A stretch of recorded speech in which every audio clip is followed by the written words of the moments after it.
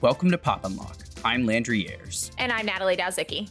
Fire up your gene drives and hop in your spacesuits because today we are blasting off into the 1997 artsy sci-fi box office flop turned cult classic, Gattaca. Joining us today are Associate Professor of Philosophy at the College of William and Mary, Chris Freiman. Hi, thanks for having me. And the Richard L. Morrill Chair in Ethics and Democratic Values at the University of Richmond, Jess Flanigan. Hi. So given that Gattaca is set in the not too distant future and was released in 1997, does anyone think we're close to making Gattaca a reality? And would that be a good or bad thing? I don't know how close we are. I don't know if we're as far away as we might think. I could see it happening in my lifetime, perhaps. And I guess I would say, depending on how genetic enhancement is actually used, I think it could be a good thing on the whole to make people healthier and happier. I think that the movie raises some important moral questions about enhancement, but I don't think it's all that different from medical treatments that we use to do things like treat polio, that sort of thing. And I do have to say, I didn't realize this was a box office flop. That kind of makes me sad too, because I really like this movie. Yeah, actually, this movie did not do very well at the box office. I believe it had a budget of something around 36 million, and it only made, throughout its whole theatrical run, I think just a little over 12 million. So it only really made back a third of its budget. Wow. Production-wise. So not very good investment-wise for a movie. But it's since gained a cult following for sure. Yeah, I mean, if the question was about like just the technology, I think the barrier to making this a reality isn't like the gene editing technology. If anything, it seems like our gene editing technology is like more advanced than it was in the movie, because it looked like in the movie they were doing pre-implantation genetic selection, but now we have CRISPR, so you can like actually like affect the genomes of a future person directly without doing just the screening, where it looked like before they were doing screening. But the barrier is just the knowledge about how genes will translate to these different types of traits. And so they were assuming that they like understood how genetic information could translate to a bunch of behavioral traits like ADHD and stuff. And we just don't have a good enough understanding of like how the human genome works to know if that's feasible or if that's even how genes would work. Plus there's like epigenetic factors that would matter. So like the science isn't quite there with just understanding how genes work, but the science is farther than there when it comes to like being able to modify the genes of future people. So like in the very first scene or within the first few minutes of the movie, we get a scene where two parents are meeting with what would be the equivalent of a like fertility doctor. And they are given a picture with cells, or I guess they're zygotes, right? And they're told, oh, like, do you have preference over boy or girl? And we already pre-screened for all of these different, different anomalies and or different traits that they could want their children to have. And the parents make this comment about like, oh, can't we leave some things up to chance? And I was interested, since both of you are parents, if you would want to choose some of those traits, or if you would like to leave some of those traits up to chance. Now, I'm not talking about like any sicknesses or that kind of stuff, like serious disabilities. I'm more talking about things they were talking about, like they talked about eye color and hair color. And I was kind of curious what you guys would do in that situation. Yeah, I think this is an interesting question. I think it's nice to leave some things up to chance. So it's, if you have one of these situations where it's, what do they call it? It's like a Christmas gift exchange where you're paired with another person, you exchange gifts. Like a white elephant. White Secret elephant. Santa. Okay. Secret Santa. But like sometimes that happens where you don't really know what the other person wants, and then so you just kind of like ask them directly what they want. You give them exactly what they want, and like, or they give you like an Amazon gift card or something like that. And there's no real surprise to it. That kind of takes some of the fun out of the gift exchange if you know exactly what you're going to get. And I think you could make an analogous argument with kids. It's probably good to leave some things up to chance. But like you said, I don't think you want to leave everything up to chance. So certainly things that are relevant to the child happiness or overall well-being, I think you might have good reason to tinker genetically. But anybody who's been a parent will know that like there's so much stuff that's already up to chance, like that has nothing to do with any of this, that there's already a lot of like surprises and unexpected stuff. And some people are critical of like pre-implantation enhancement because they think that that is like a kind of like parental hyper agency. So like Michael Sandel teaches at Harvard. So like no wonder that he thinks this, because like he's surrounded by a bunch of people who maybe did have like hyper gentle parents to cut them there. But like he worries that like if we had parents that were able to do this in addition to like, 20 hours a week for travel soccer and SAT tutoring and stuff, that it would make parents like less accepting of their children, and that parenting should have what he calls like openness to the unbidden. But good parenting should have openness to the unbidden, whether or not your kids were selected or not. Like his objections to bad parenting, not to genetic enhancement. And there's another philosopher, this guy, Julian Savulescu, and he has this analogy, the Wheel of Fortune analogy, where he's like, imagine that you had two boxes and they both, you spin a Wheel of Fortune and you could get some kind of payoff, box A and B. But if you choose box B, then you also have a 1 in 6 chance of like losing some money, like losing $100. And otherwise the two are exactly the same. Like, of course you would choose box A because it still has a bunch of randomness involved, but it just doesn't have this additional chance of like some kind of thing that you would want to avoid. And so choosing genes for like disease states or something like that might be like this to the extent that you see having a disease state or having even a undesirable non-disease state as like a kind of thing you want to avoid. That's controversial because like there are disability rights advocates who are like, well, you shouldn't want to avoid those things. So we could talk about that later. But the point is just like there's already a ton of chance, and like selecting against certain traits doesn't eliminate chance in parenting or amount to hyper agency or anything like that. And I think that's an interesting point that you bring up, Jess, because specifically the disability rights issue, I think would definitely view this film differently released today than it was released in 1997, which is, oh my gosh, over 20 years ago now? That's right. That's odd to think about. But specifically, I think with the character of Eugene and the amount of agency that he has, and I'm just kind of curious, if the film were to be released today, what do you see might be some of the differences in the reactions to it that we might have now? Do you think people would take it in a different way? Do you think they would...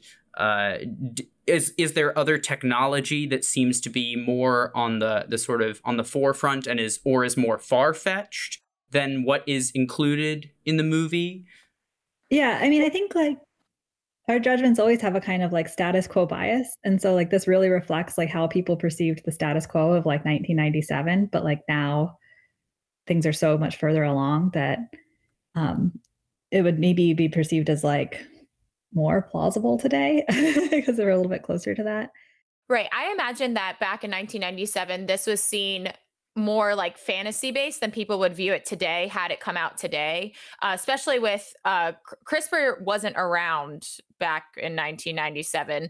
And we've obviously had huge advances since then, just in the type of technology that we use. But I think that kind of what Landry is getting at is the reaction would be more so like a techno panic than it was. I at least I would argue back in 1997 that somehow this Gattaca society would be like much worse off than the benefits it also gave us, hypothetically. I'm not one to say much about film criticism, but it is an interesting thing about the aesthetics of this film, that it is supposed to be very futuristic. But it looks like it takes place in the 1950s. It's like it's right. 1950s, but with like electric cars and genetic enhancement somehow. I'm not quite sure what the significance of that. Right, a lot of retrofuturism. So maybe that's supposed to, key us into the plausibility of this happening at some point within our lifetime. Or, I mean, I was going to say, even in relation to perhaps sort of playing into the aesthetic of, I mean, when really did the eugenics movement die down? And that's a genuine question. I am not a historian based in that or understanding that at all. But I wonder if that's sort of a sort of aesthetic homage to a period where something like eugenics might be not quite looked down upon in the same manner as it is today, and sort of attempting to draw parallels between that. But I also know that the writer-director of this movie, Andrew Niccol, has also used similar aesthetic choices of retrofuturism in other movies that he's made, including a similar movie that came out actually, I think, just a handful of years ago called In Time, which stars Amanda Seyfried and Justin Timberlake, which has a great premise, I think, but isn't a great movie in and of itself. And it's actually basically a complete remake of a short film from, I think, 1987 or something like that they don't credit. But basically where people are genetically engineered, once again, to not age past the age of 25. And at that point, they stop aging, and there's basically a ticking time clock that everyone has. And time alive is basically used as a currency that people can exchange and use. And the wealthy accumulate not only actual money, but use the amount of time they have to, accumulate power and basically become immortal. Whereas the people who are living in poverty die very young, which I think is sort of an interesting parallel compared to like the healthy people in the world of Gattaca are, in this upper class system and probably statistically would live longer simply based on their genes, whereas the people who are considered invalids would not live as long because they have things that would be seen as disabilities or deformities, etc. So that raises an interesting point about Gattaca, where you always have these sci-fi movies that seem really nice on the surface, but then there's like some horrible catch lurking in the background. It's like, everybody's like super happy and they live forever, but like a supercomputer is going to torture them when they're 30 and like extract their organs for the sake of the use. Like that. And it's like, okay, but like Gattaca's not like that. It's just kind of like, things are in some sense like working as you would expect them to work, and there's no horrific catch. But I still think that it's meant to serve as a kind of critique of that technology. Well, also because the sort of caste system that you see, that they hint at, you don't see too much of the marked line between the two, the valids and the invalids. It's almost exclusively operating in the world of the supposedly genetically superior, and you don't get very much of the people who are not a part of that class. You get the people who are rounded up outside the club in I guess it's like a concrete basketball area that they're playing at. Or I think there's hints of some people that are at that sort of speakeasy-like place that they visit together. And then there's Eugene, who sits all alone at home. But it sort of leads me to the other idea I had, which is I wanted more Eugene. I wanted more of his struggle and his decision of what it was like for Jude Law to align himself with Ethan Hawke's character. And you get moments of that where he talks about he gets 10 or 20% of the cut from the broker, Tony Shalhoub's character. Also, the cast for this movie, just fabulous. Stunning. Bar none. Yeah. And produced by Danny DeVito. Did not realize that.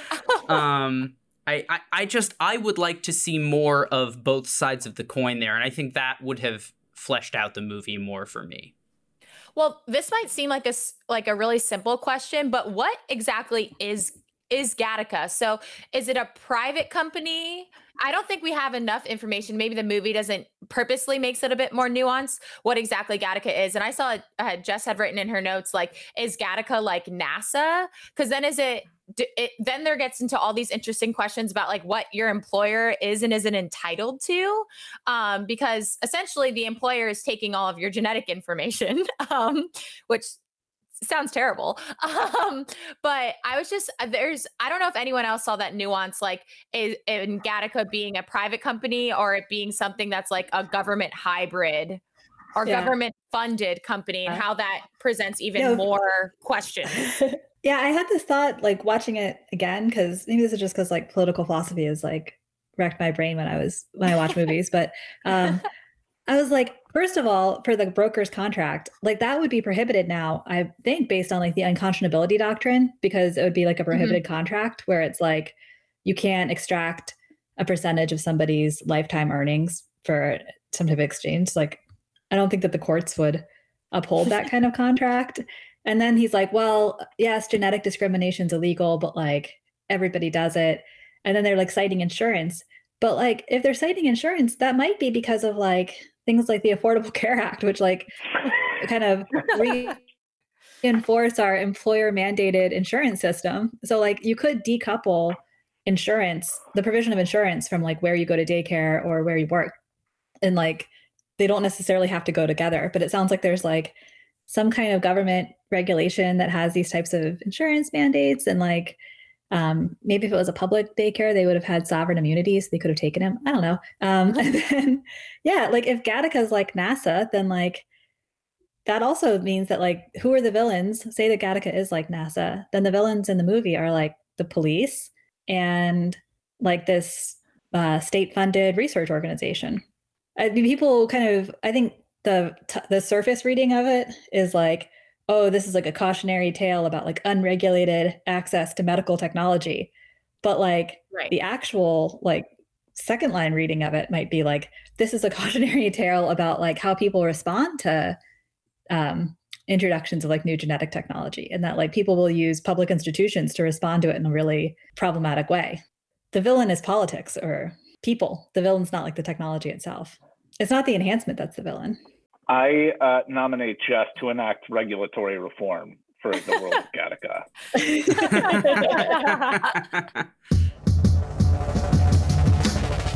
So do you think, talking about this idea, we're going back a little bit, about being able to enhance your children, and so that they can go and work at somewhere like Gattaca, or they could go and the presumption is that they could go and they're going to live a better life if you enhance them.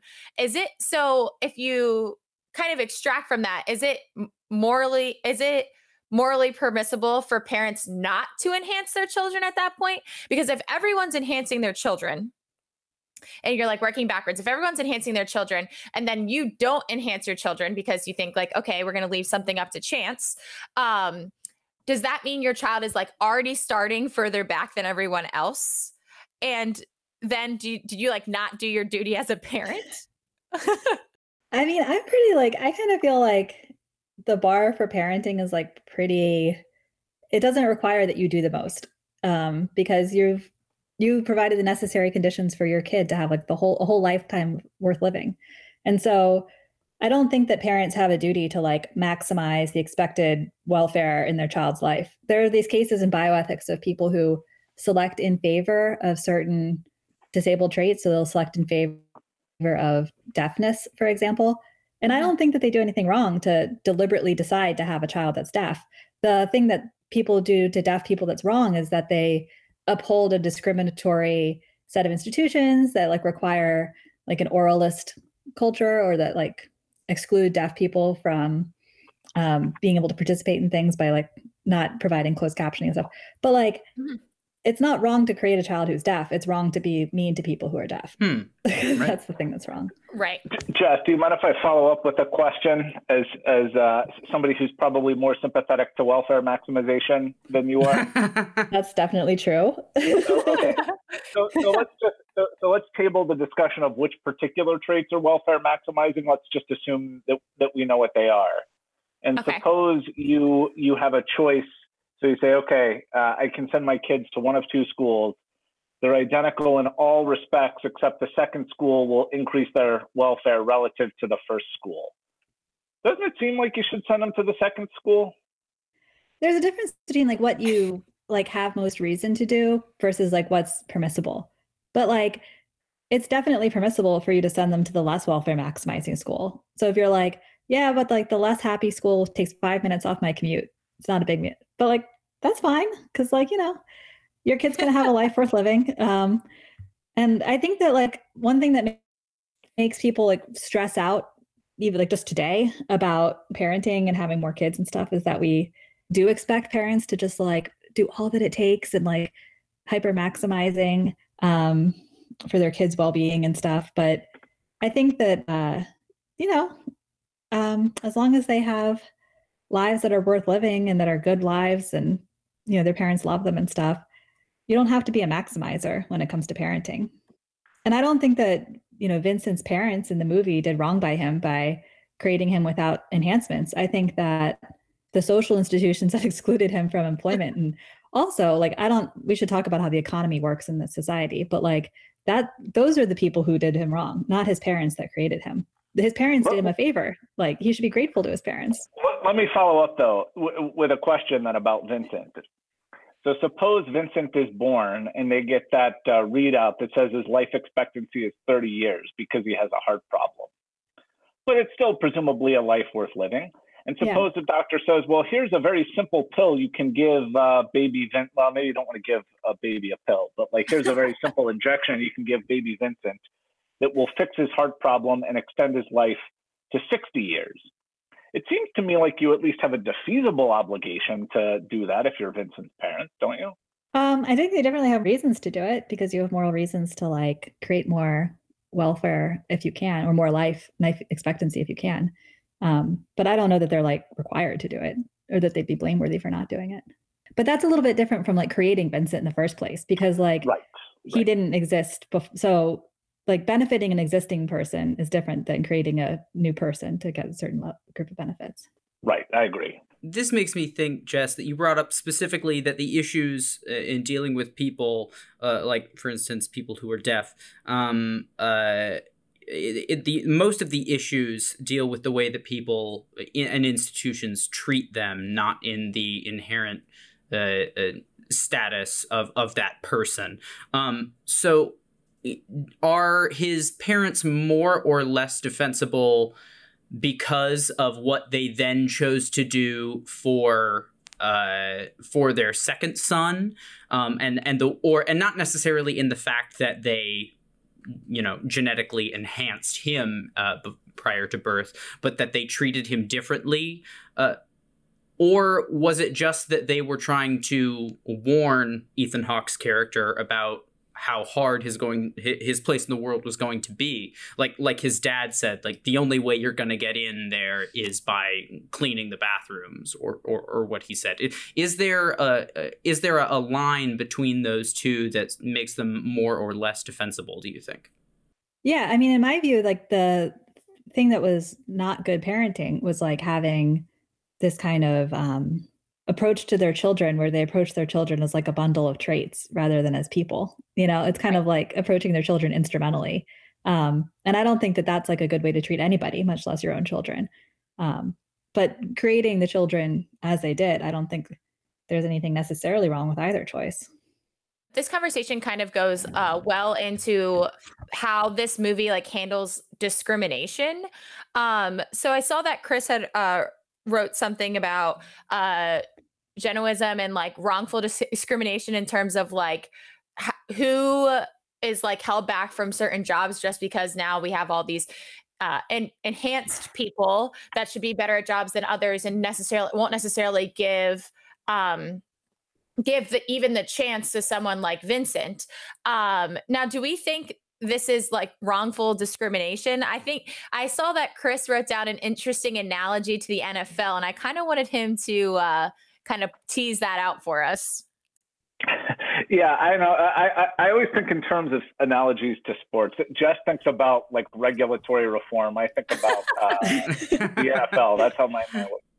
Yeah, so you hear these like crazy stories about college football players who are competing to be drafted into the NFL, and what sorts of things that NFL scouts do to prior to selecting them. So I think that this link that I posted is something about the measurement of like their knees, and like somehow like the width of your wrist predicts your ability to like put on muscle mass. I don't know, but really kind of crazy stuff like that. And so you might say, okay, is that a sort of a permissible reason to select one football player over another. You say like their wrist size is quote unquote better. Well, you might say if it speaks to their ability to do the job better, that's a permissible reason. Maybe it's not an all things considered reason, but it seems like it's permissible. Because it seems what you might call occupationally relevant. It's relevant to the occupation. And so you could say, well, for certain things like, I think maybe another example of this would be something like being a pilot for the Air Force, or maybe just being a pilot in general. You have to, your vision has to be sufficiently good. You say, okay, that strikes me as pretty plausible because that's occupationally relevant. And so I think you could make the case that the sorts of traits that Gattaca was looking for are permissible bases for hiring. Now, maybe they missed something by excluding the grit of Vincent, kind of like, Notre Dame and Rudy. I don't know if you've seen the movie Rudy, but maybe it's kind of like that. Like maybe it's not, maybe, that they're missing something. I think that's like kind of part of the message of the movie, which is not everything that counts is going to be on that genetic profile that the machine spits out. Well, yeah, it's interesting. It's interesting that you brought up this idea of like what the movie means as a whole too, because like Vincent's whole character is built off this idea that like you can defy the odds, right? You can disprove what the machine tells you. In terms of like, there's that great scene when he's running on the treadmill and has like the other guy's like heart monitor on, and he's like running back to the locker room after he's like completely out of breath, but tries to remain super cool and not show anyone that like he's not who he says he is, and other small scenes like that. But I think the whole point of Vincent's character really is to show this idea of like defying the odds, fighting the establishment, maybe even, and that kind of plays out in those like the swimming scenes with his brother that I was kind of hoping we could talk about, especially like from the first one, from the difference between the first one and the second one. I will say I'm old enough to have purchased the DVD of Gattaca when it came out, and the tagline on the DVD was, "There is no gene for the human spirit." Yeah. Right. But I mean, maybe like the swimming thing, or like with there's no gene for the human spirit. Like that's like a nice thing to think. But I think Chris is right. Like in America, so like take like the NBA, 17% of American men who are between the ages of 20 and 40 who are over 7 feet tall are in the NBA. So like, like of the people who are that tall for like, and like, we don't know what the genes are that lead to height. So like, I mean, we know kind of like, it's like, so Gattaca, like you wouldn't be able to genetically engineer a kid right now that was like over 7 feet tall, but like, that's a huge advantage if you want to be good at basketball. Like, and there are exceptions. Like there are people who are like 5'7" and they're like really good at basketball and stuff. But like being super tall is like a definite advantage if you want to play in the NBA. And like, I don't know that it's like fair to be like, but like, if you just have enough grit and like human spirit, like you too can be in the NBA if you're 5'7", because like probably not. No, you like, can't. I don't know anything about sports, but like, I don't know. I assume that like all those tall people are in the NBA for a reason related to basketball. But if you just never save anything for the swim back, Jess, then you can make it. You can do it too. That's the moral of the movie, right? Like, how am I was really wondering how I was supposed to read that at the end. Was it supposed to be like this triumph of the human spirit, like you said, that which there is apparently no gene for? Or is there a sort of self-determination aspect that is sort of, they want to play up and make be a sort of a theme of the movie that they want people to walk away with? But it's also like you have to sacrifice everything in order to get that. So it's not like Ethan Hawke gets everything he wants in the end. He abandons the world that he's known. He doesn't get to stay with Uma Thurman, who is apparently someone that he has grown interested in just before leaving for Titan, which I don't understand why, because I don't get the Uma Thurman character in this movie at all. I don't think it's super compelling, their relationship. I would like more of the Jude Law stuff. She's just kind of placed in there, and she doesn't really do much other than act as a love interest for him, and which is, I think, really squandering Uma Thurman's abilities. I think they do not make efficient use of her, and I don't think the character is written well. But moving back to Ethan Hawke's character, it seems to me like he has to sacrifice everything in order to self-determine himself to a certain degree. That movie is where he and Uma Thurman got together, and then subsequently Ethan Hawke and Uma Thurman were married. Really? Yeah. This is the movie where it happened? This started wow. it? Yeah. But then they got divorced after like a bunch of infidelity rumors about Ethan Hawke, so maybe it's not like a happy story about the movie.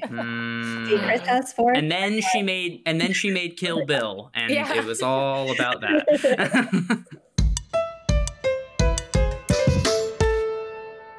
This goes to another discussion that we had talked about, which is the interpretation of the ending. And Chris and Jess, you guys both seem to have some different sort of interpretations. So I would like to sort of discuss and sort of tease out how you both came to the conclusions.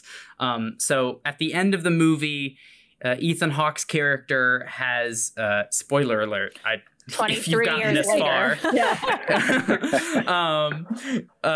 He has escaped the investigation that, spoiler alert again, his brother has been heading this whole time for the murder of the director of the program that is he has been selected for, that will take him on one of the dozen or so space expeditions to Titan. And he now he's passed the test. He is through the door. You find out the doctor has known all along that he is not who he says he is, and due to reasons like his son being not genetically enhanced and other things that go unspoken, he lets him through. Ethan Hawke gets on the plane, blasts off into space, and we see the stars come into view as Jude Law's character commit suicide. And does he cremate himself what was that chamber in his house? Was it a fireplace? Yeah, it was like where he like destroyed all of his own genetic material. Like he would like scrub off and then he'd like incinerate his genetic material to like. Oh, that's right. So that he could protect himself. I forget. Yes.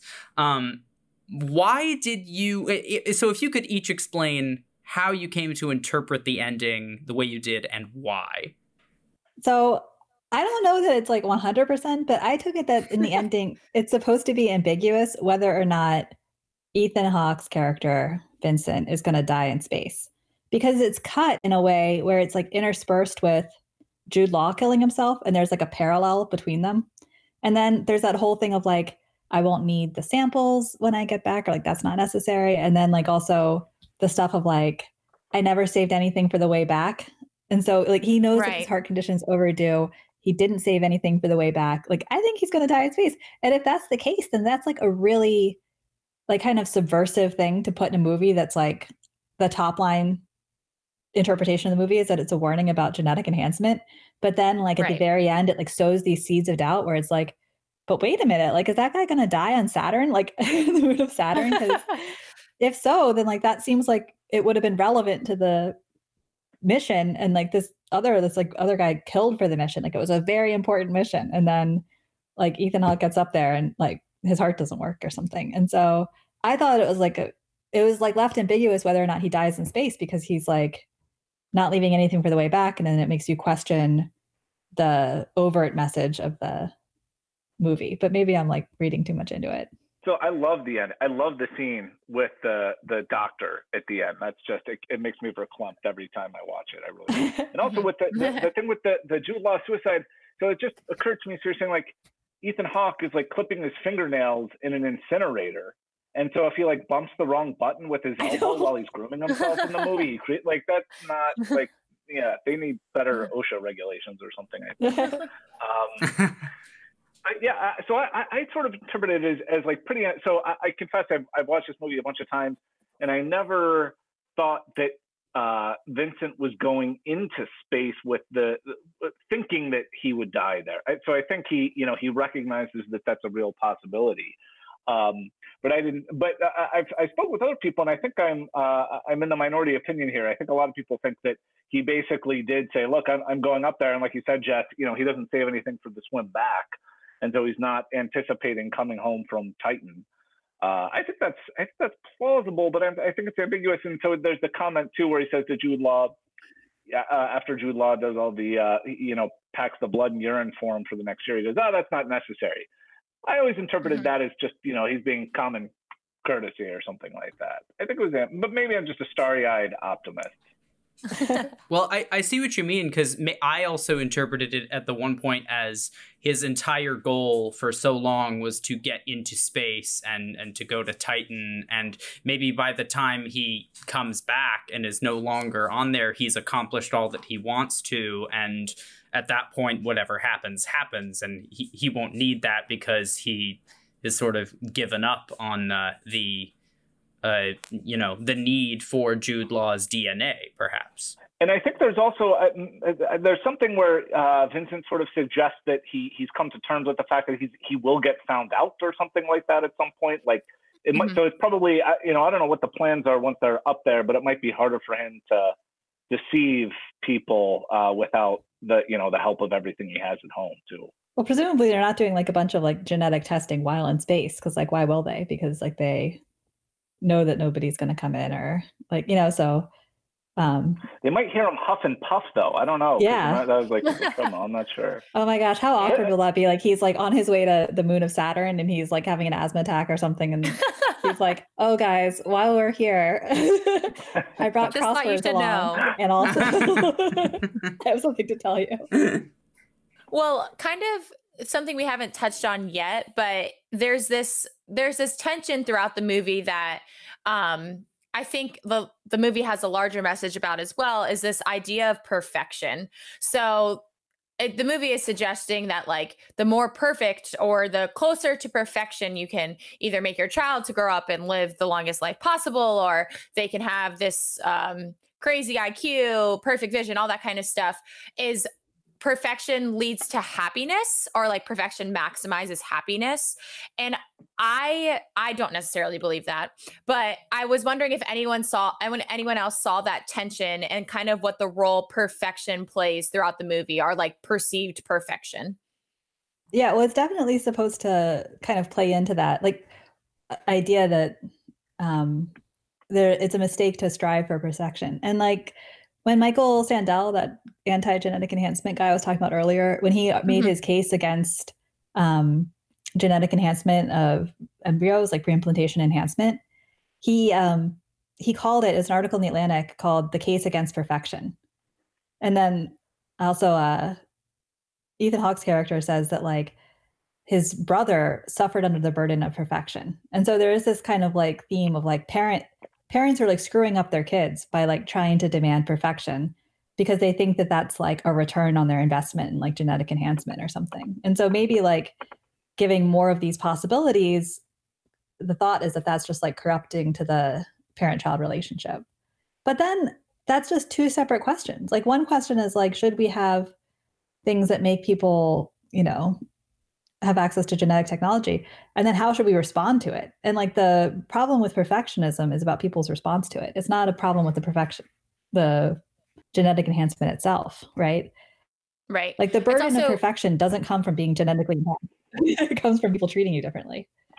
Right. It comes from the response, or even the expectations that someone would then have of you, knowing that you're genetically enhanced in some way, or some way, shape, or form. I just thought it was interesting that perfection was just like woven, or like our attitudes towards perfection were just kind of woven throughout the film in a way that I don't necessarily think they overtly talked about, other than like his brother facing the pressures of being perfect and that kind of stuff. But I just thought that theme was more interesting. Part of it's like positional goods. Like there are some goods that like the value of the good depends on whether or not you have more of it than somebody else, and not just on like the raw value of it. So like education is plausibly like that. So it's kind of like an arms race. Right. And I think when we talk about enhancement, we think a lot about those positional goods, things like getting a prestigious job, or like a highly selective job, like being in Gattaca or something. SAT prep classes.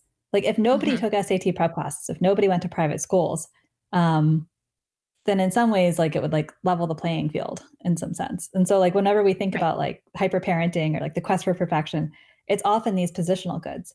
But what we don't realize is that like health or education or work, they're also they have non-positional values. So like there's also like good things about, you know, a private school or, you know, as learning more education and stuff or having better health that those good things that don't come from being better than other people, but they're just like good in themselves in like a non-positional way.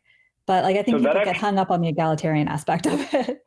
Yeah. So that actually speaks to something that here's maybe the one thing I really didn't like about the movie. So just to backtrack a little bit, so I think that maybe what's most prominent about the movie is sort of the social dimensions of genetic enhancement. But I think also one way of interpreting its message is as a moral one, which is like, what should you focus on in life? Should you focus on, you know, your eye color, your height, et cetera, or should you focus on some kind of moral purpose in the way that Vincent does? I think that's maybe almost like a stoic theme where you say, well, look, all this stuff that's in my genes can help in certain ways, but that's not really what's important. What's really important is kind of how I make use of what I'm given, how I play the hand I'm dealt. And it's interesting on the competitive part, what really upsets Eugene is that he came in second in the swimming competition. Right. And you think, well, should that, but like, what if you used your gifts to their utmost extent and you still came in second? Should you feel any shame in that? And I would say no. But then what really gets me is at the end, when Vincent and his brother have the confrontation in Gattaca, and Vincent says, or, you know, you needed help swimming that one day. And then his brother says, do you want me to prove it to you that I could beat you now? And Vincent says something like, no, I don't want to race again. It's forgotten. It should have ended there. But then he actually goes and tries to race his brother again to prove that he's faster than his brother. And that always bothered me. He should have just said, no, it's like beating you is no longer what's important to me. My goal is, you know, being the best astronaut that I can be. But he still had to prove that he could beat his brother in a competition. I didn't like that. Yeah, I didn't read Vincent as being a non-positional person throughout, though. Like, oh, I just want to like, I thought that he wanted to like also get into this selective program and like do this thing. I didn't think it was just about like the purely non-positional value of being in a rocket. But do you think he wanted to get into the program to be at the top of the food chain? I always interpret it as, you know, because in the beginning he's like looking up at the stars and he's admiring space and all this stuff. I always took that to be his primary motivation. Like he just wanted to go out in the stars. Yeah, like I that do was think his that dream. the Eugene narrative goes in the opposite direction. Like Eugene comes to terms with it. Like he comes to terms with the non-positionality at the end of his life because he like puts the medal on and then he's like, oh, like that was like, there was a kind of non-positional value to like what my life was about. Always. And he also suggests that what gives his life meaning at the end is the fact that he was able to kind of share Vincent's purpose. Oh, that's true. Like you lent me your dream, that whole part. Yeah, that's right. Yeah. Well, I also thought what was a bit more interesting, and we haven't talked about him in length, but many of us noted this idea that like once Eugene was no longer able to like use his enhanced body because he got in an accident, which was also due to sports. But side note, he kind of just like he gives up in a sense. And he was like, okay, well, I'm going to sell my genetic material essentially, so that someone else can get better use of it or get better use of my identity. And then he like becomes an alcoholic and like a chain smoker, which is interesting because I just think it's like at tension that he just basically gave up because he got in this accident. But I don't know. What did you guys think of that? I know we all noticed like, why is he now like gone full swing? Well, then Ethan Hawke was also chain smoking at times. Like he's about to go to space, and and I'm like, dude, and they test for all these different things, but it's literally like he's one of those people that's like, well, I passed my drug test, time to go smoke a bunch of cigarettes. Like, like I don't understand the rationale that went on where he was like, all right, it's done, it's out of the way, I'm an astronaut and I'm never gonna get tested ever again. Well, it's because it looks cool. Remember that scene where he like blows the smoke into the wine glass? Right. It's true. If the 90s media taught us anything, it's that smoking looks cool. They would not be vaping. Right. I do think that like what's going on with that is that like it's supposed to play into this idea that like people who are enhanced, like focusing on genetic enhancements prompts a kind of instrumental orientation towards somebody where you see them as like a bundle of useful traits. And then when he no longer saw himself as a bundle of useful traits, he just focused on things that were non-instrumentally valuable. So just like pleasure seeking. Sure. So like getting drunk, being with sex workers, chain smoking, like those are things that are like not going to like advance his position in any way, but were just like pleasurable for him. And so he kind of like took a non-instrumental view of his life in that way. Once he could no longer like fulfill what he viewed as like the instrumental value of his genetic lot. Right.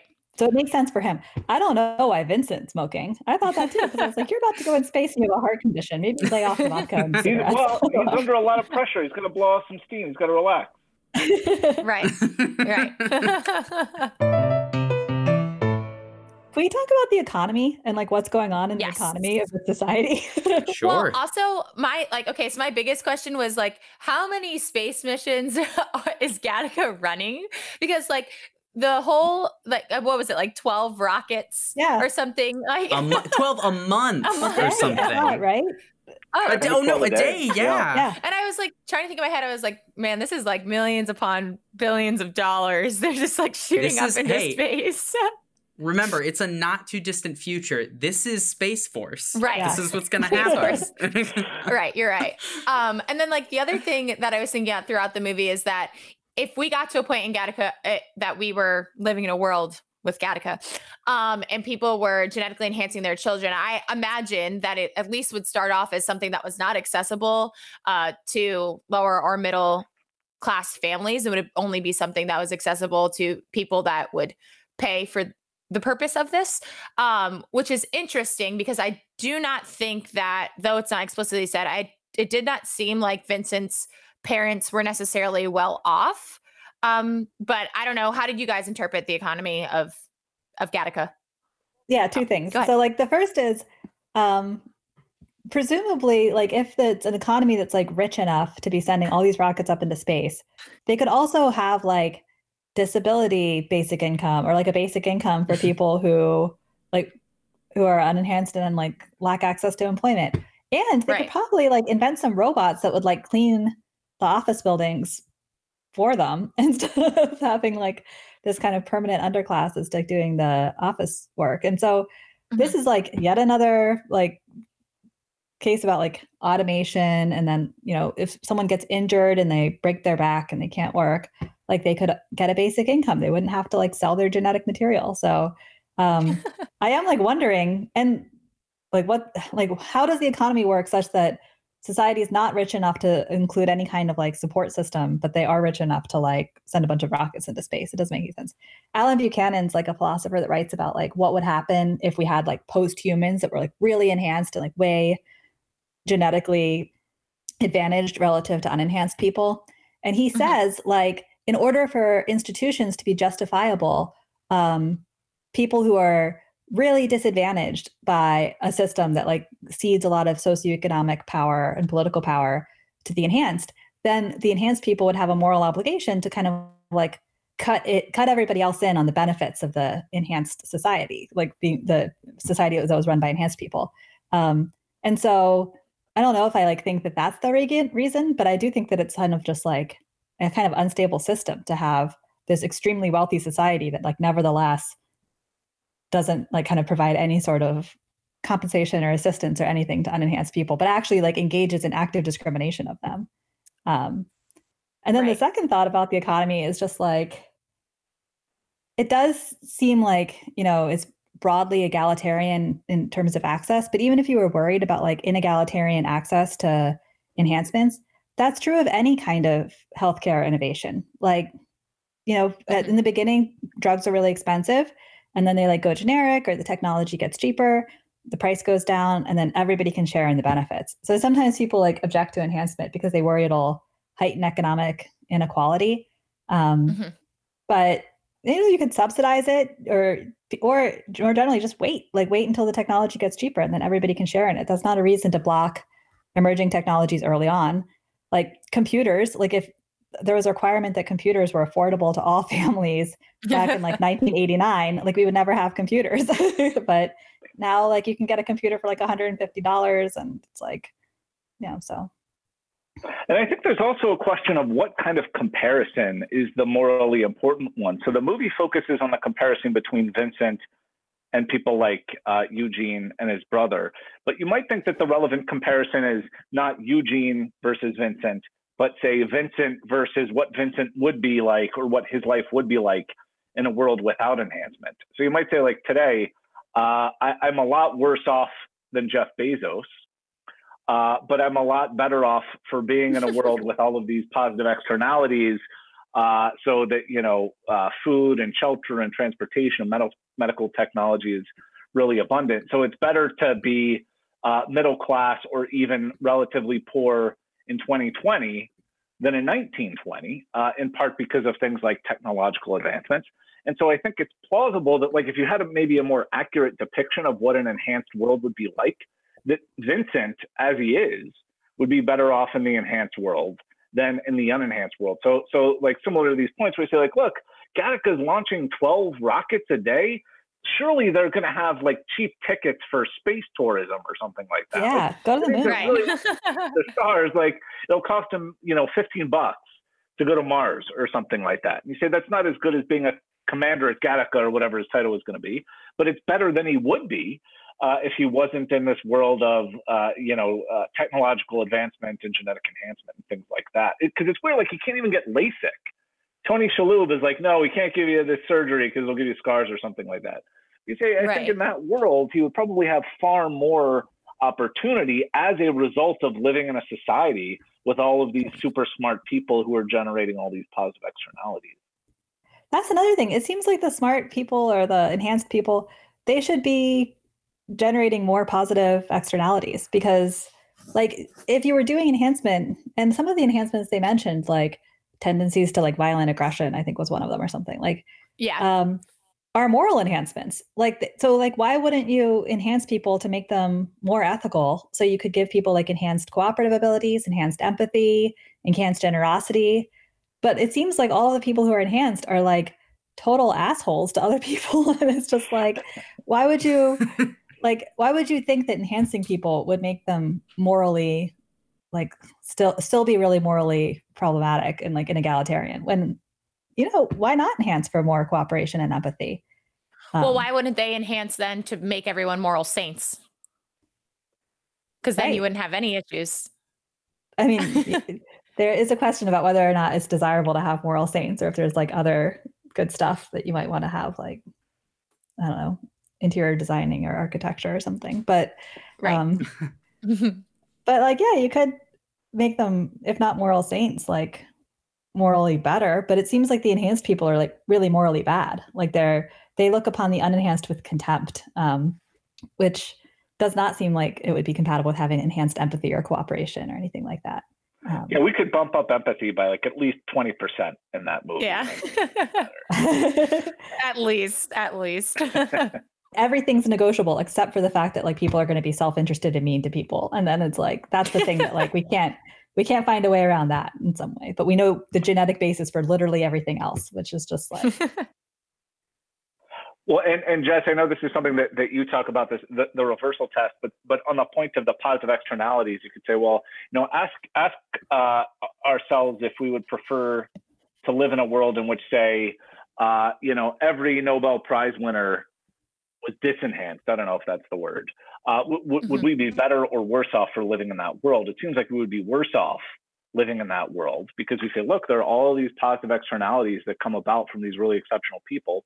Then if you think that's the case, you might ask, well, okay, then why not expect to be bumped up ourselves by having even more of these exceptional people, or making the exceptional people even more acceptable? Though if we're not willing to disenhance because we think that would be bad for us, then we might ask, well, okay, let's be more, why aren't we more open to further enhancements? It would be a semi-miraculous coincidence if we landed on the exact right amount of ability that was the status quo. Right. Right. Yeah. The reversal test is nice because it's like, how would you argue that the status quo is optimal? And like, in some ways, our society is already enhanced because life expectancy has increased so much. And so say that we had a genetic enhancement that would increase life expectancy to 130. People are like, oh no, that would be so terrible, because it's like that movie In Time. It's like, oh, we need to like keep the population down somehow because we don't want to have too many people hanging around or something. Okay, but like if that's a reason, then like why wouldn't we just like stop pursuing things that would extend life now? Or like why wouldn't we actually just stop providing things that extend life after 60 or 70 years old? And people are like, oh no, that would be like really monstrous. But like the same reasons that you wouldn't want to like scale back life expectancy because that seems terrible would also be reasons to increase it. And then that's true for just all of the stuff. Like why think that, in 1997, we reached the optimal level of enhancement. That was perfect. But anything beyond that is just going to end in disaster. Like it's our own status quo bias. Just like even how you perceive the status quo, it's like there is not really like one status quo. Like I was at a conference once and there were I was in a breakout group and there were like 3 different groups of people. And like one group was from like a disability rights community. And they were talking about CRISPR. And they were saying like we should be like extremely reluctant to allow any more like human trials or any kind of experimentation with humans in CRISPR because it's going to lead to this kind of like worry about the specter of eugenics. And then there were like some physicians, and physicians were like, well, we should look into it, but we shouldn't be doing it yet. We should have lots of guardrails on it. We should kind of proceed within the medical establishment through hospitals and IRB trials with lots of safeguards. And then there were some like tech people who were like, every day that we wait on CRISPR is a day that like we're going to lose lives that could have been saved with like the innovations that CRISPR will bring. And all 3 of those groups were just like trying to maintain the status quo that they saw. So like the disability rights people were just trying to like maintain the status quo distribution of ability and resources for people of different abilities. And the doctors were trying to maintain what they saw as like the status quo distribution of medical treatments and like kind of go through that ordinary system. And then like the tech people were trying to maintain their like status quo pace of innovation, which was like Uber, and then like Facebook comes and, like accelerating innovation. But that was like all the status quo, but it was just like, depending on where you were sitting, that influenced how you saw things. And like in 1997, and even today, like people see the status quo and they only look at like the position, the way that things look. But we don't see that like part of our status quo is that things are changing all the time. That's also the status quo. Like the speed of innovation is also the status quo. And I think that you make an important point about the status quo already being enhanced above and beyond the natural. So if we think of an enhancement as just something that takes us beyond, I don't know, the evolved nature of Homo sapiens or something like that. I mean, that ship has sailed for that, for a long time. So like I use this example with my students. It's like, suppose, I don't know when fluoride was invented, or maybe not, whenever it was introduced into toothpaste.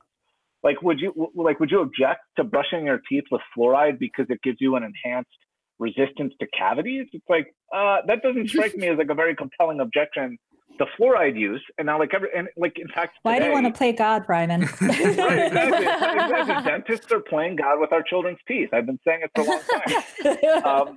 And like, it would be weird if you said that. But we say like, look, because we take it as normal now that you can enhance your teeth, or you vaccinate and this enhances your health beyond what's natural. And so I think it's very, very hard to draw a principled line between what counts as an enhancement and what's not. I mean, binoculars are an enhancement in a certain sense. And so, I think there's a tendency to think like, oh no, like what we have now is perfectly natural and it's normal. They're like, no, not really. Like you go back 1,000 years and it would look very, very weird to them.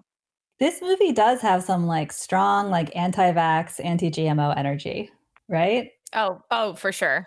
Yeah. I hadn't seen it that way. Well, so this is interesting is because Vincent is referred to as like a godchild, which seems to suggest that what the enhanced people are doing is playing God in an objectionable way. And now for the time in the show where we all get to share the other pieces of media that we have been enjoying during this period at home. This is Locked In. So Natalie, Jess, Chris, what else have you been enjoying?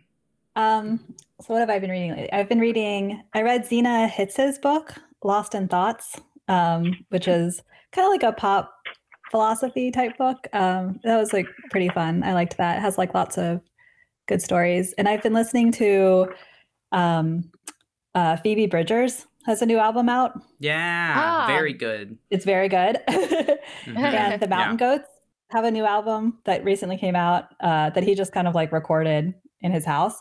And I think that that album is also really excellent. It's like a concept album based off of like a French historian's account of like the last day of the last like kind of days of the pagans, or like the last groups of pagans that were like kind of Interesting. swept up with Christianity, but it's like an album around that. It's really good. So the Mountain Goats new album is good. And Frank Turner, who I like, maybe I bet some of your listeners will like Frank Turner also, but he's been doing like these little like live things, and he did one that was like all covers, and I thought that was really good. So if you follow Frank Turner on Twitter, he'll like link to like these little live YouTube shows that he's been putting on, and those have been pretty charming. And I don't know. I've been reading some poetry that I like, which is like Tony Hogland. He recently died. He's a really good poet, and I just read What Narcissism Means to Me, which is like a really good book of his poetry. So I would recommend that too. But cool. Yeah, that's what I've been up to lately. I don't really enjoy reading all that much, so I don't know if I have any thoughts or recommendations. So I do like to watch TV, so I could maybe give some TV recommendations.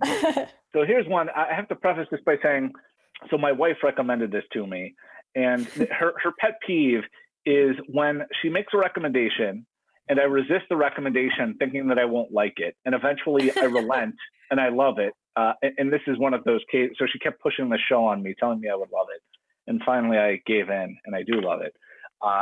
It's called Dave, and it's on Hulu. Oh my gosh. You know the show? It's incredible. Yes. It's like, here's how I describe it. It's like Curb Your Enthusiasm if Larry David were a rapper in his 20s. It's great. Yeah, it's about Little Dicky. He made to the show. Little Dicky, I've seen it. Exactly. It's so good. So I definitely recommend that. And that's maybe like Little Dicky's in the show?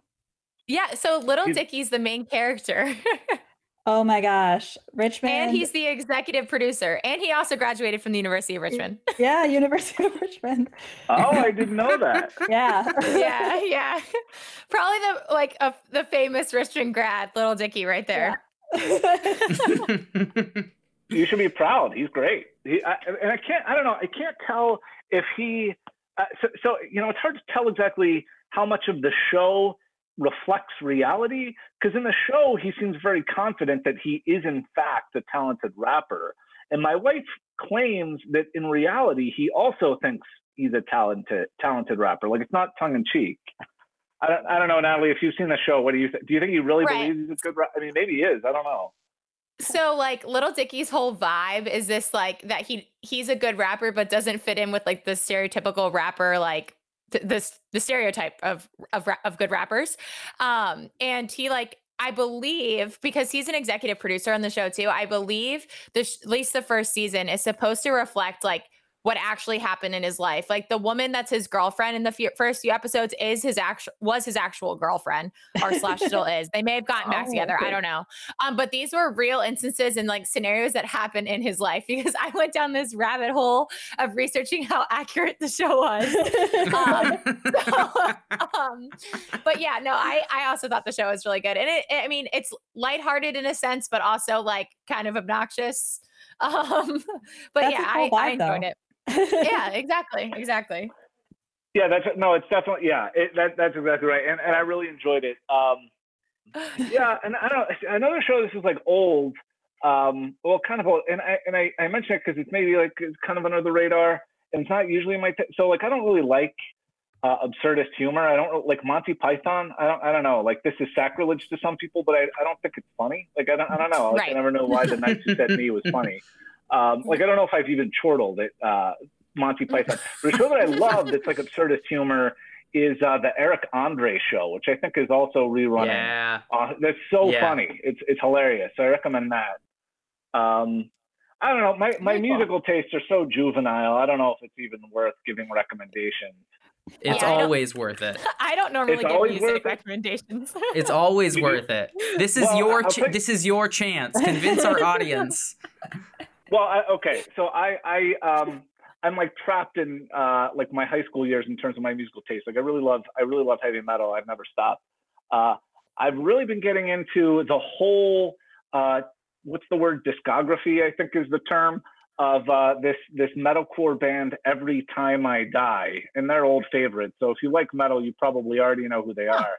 But I've rediscovered them after a couple of years off, and they're just incredible. So if you haven't given them a listen and you like metal, I highly recommend them. Very cool. Well, on my end, on the reading front, I've discovered that the Arlington Public Library can send you free ebooks to your iPad and or Kindle. I have an iPad, so I've been getting some good books. In terms of fiction, I'm reading Life and Other Inconveniences right now by Krista Higgins. About like halfway through, and it seems to be a little bit of a murder mystery novel slash the main character's child was abducted and or kidnapped and or already dead, but we're in like a setting like 20 years later right now, and she's still struggling over the loss of her child. On the TV and movie front, I just watched Eurovision, and it's the new Netflix movie. Oh, I was gonna say you watched all of Eurovision, like the real thing. No. You watched the Fire Saga movie with Will Ferrell. The new Netflix movie with Will Ferrell and Rachel McAdams. It was very Will Ferrell. If that's something you like, it really reminded me of Blades of Glory. But it was good. Again, it was funny. It was lighthearted, and it was one of those films that you watched it and you're like, why did I enjoy that? But it like also gave me good belly laughs. So I would recommend that if you want something a little bit more lighthearted. And then I'm still sticking to rewatching a lot of Survivor just because I find that entertaining. And I've said that multiple times now. But anyway, I'm still going because there's 40 seasons. Yeah. Oh, wow.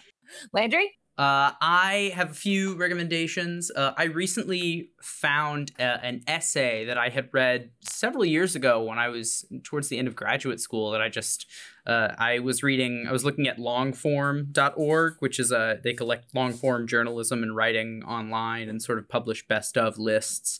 But one that I really, really enjoyed that I rediscovered recently is an essay called 52 Blue by Leslie Jameson, who wrote the Empathy Exams, if you've read that.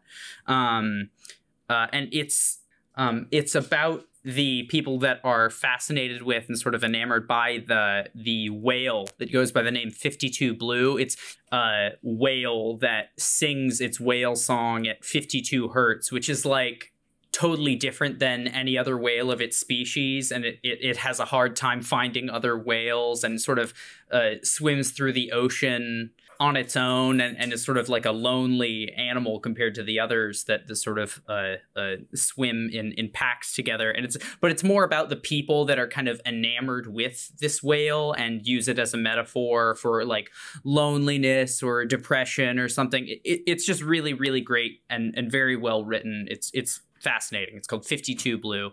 I also would recommend, there are 2 TV shows that I would really, really like to recommend. One is called Review, and it ended a few years ago. It stars Andy Daly, who you would probably recognize because he's been in everything. But this is his one like starring role. He's been on Comedy Bang Bang and is a improv comedian, has a bunch of characters. But he plays a character that is a reviewer, but instead of reviewing books or movies or TV shows, he reviews life experiences. And in doing so, he takes it so seriously that he like completely ruins everything else in his life because he's not allowed to tell anyone what he's reviewing. So he gets assigned to review getting a divorce, for instance, in the second episode. And to do it with the most scientific rigor, he doesn't tell his wife that he's doing it for a review. So he just divorces his wife and then 2 weeks later is miserable and gives it 1 star. And it's not like everything goes back to normal at the end. The rest of the series is him dealing with the fallout of having divorced his wife for the review of the show. So these like terrible things that he's forced to review over the course of the show slowly accumulate and like ruin his life. But he takes it so seriously as his job that he really loves it. So it's very dark, but it's like a fun mockumentary style show. There's only like 3 seasons and they were all on Comedy Central, but it was not promoted at all. They did not do a good job of advertising it, but it is very funny if you're into kind of dark, dry humor. I was going to say, I second that recommendation. I saw that show a couple of years. It's hilarious. It's a shame it never got more attention. It's so great. I really, really recommend it to people. And it's a very easy watch. It's like 23 minutes an episode, and there's like 20 or 20 something of them. So very easy to do and very, very funny. And a lot of famous comedians are in it. Another show that you reminded me of, Chris, has Eric Andre in it, is called Man Seeking Woman. It was on FXX, and it is basically, it's about a man who is sort of down and out and has been broken up with by his girlfriend and his sort of various different like dating escapades and trying to meet women and live his life as sort of a late 20s man. But it takes an absurdist twist. So every episode has a sort of like trope that it plays up and really pushes it absolutely like to the limit. So for instance, in one episode, he's nervous about sending a text to a girl that he is trying to court. And he and his friend are debating whether he should send a follow-up text to be like, hey, did you get my message? And it starts as a normal sort of conflict between them and slowly escalates into they're in like a war room of like a military sort of scenario. And they're all standing around a table with a map and like making decisions in military uniforms saying like, he shouldn't send a second text. And like sort of discussing it like this. But every episode is a different kind of like media trope that they're playing on and sort of its own absurd thing. I highly recommend it. And then 2 albums have recently come out. Haim released The Women in Music Part 3, I think just last week. It's phenomenal. It's bright. It's summery. It will remind you of summer when you weren't locked indoors all the time. And Notes on a Conditional Form, which is by the 1975 that came out earlier this year. It's not, I would say, as good as their last album, A Brief Inquiry into Online Relationships, but I do enjoy it and think it's good, so it's worth a listen. If you're like me, you might not be able to see how everyone could mix up Ethan Hawke and Jude Law when one is clearly more handsome than the other.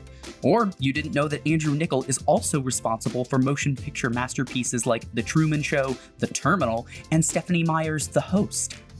Whatever you think of Gattaca, though, make sure to keep the conversation going with us on Twitter at PopandLockPod. That's Pop, the letter N, Lock with an E, Pod. Make sure to subscribe to us on Apple Podcasts, Spotify, or wherever you listen. We look forward to unraveling your favorite show or movie next time. Pop and Lock is produced by me, Landry Ayres, as a project of Libertarianism.org. To learn more, visit us on the web at www.libertarianism.org.